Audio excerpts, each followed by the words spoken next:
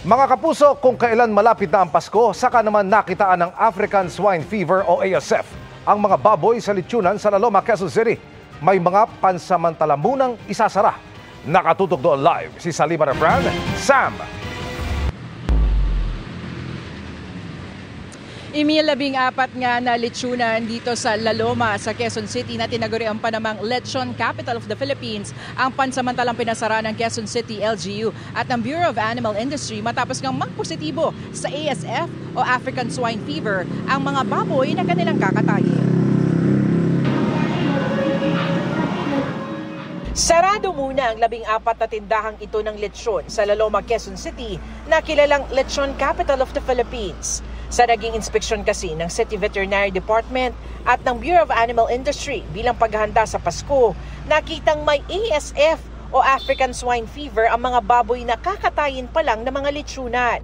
Agad nagbaba ng temporary closure order ang lungsod sa mga apektadong lechonan. Yung pong ASF ay isolated po sa Laloma at kaya nga po isinara na natin kagad upon the recommendation of the Bureau of Animal and Industry para hindi na po kumalat sa iba pa. So nasa Laloma lang po siya talaga at sinisigurado lang po natin na siya po na ma-disinfect po ito, mawala po doon yung ASF. Pinatay na raw ang mga may sakit na baboy. Nagsimula na rin ang disinfection sa mga apektadong lugar sa Laloma. Naglagay na rin ng checkpoints ang lokal na pamahalaan para kontrolado ang paggalaw ng mga baboy mula at papasok ng Laloma. Pagtitiyak ng lokal na pamahalaan, tanging mga hayop lamang apektado ng ASF at hindi mga tao. Ligtas naman pong kumain ng lechon, wala pong problema at wala naman pong, iyon naman pong ASF ay hindi napapasa sa tao. Ayon naman po yan sa mga advisories ng Department of Health at saka po kahit ng ating City Vet at saka ng City Health Department. Nakadayalogo na ng LGU mga apektadong negosyante at sinabihang agad babawiin ang temporary closure order oras na makumply ang mga rekisitos ng lokal na pamahalaan at ng BAI. Wala na ang sigla sa hilera ng mga lechonan sa Laloma.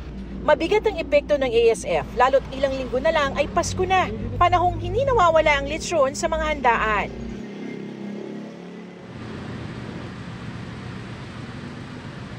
Emil, paalala naman ng lokal na pamahalaan, tanging mga hayop lamang ang naapektuhan ng ASF at hindi ang mga tao. Umaasa naman ang mga lechonan dito sa Laloma na makaka-recover sila bago ang Pasko. At yan muna latest mula nga dito sa Laloma sa Quezon City. Emil.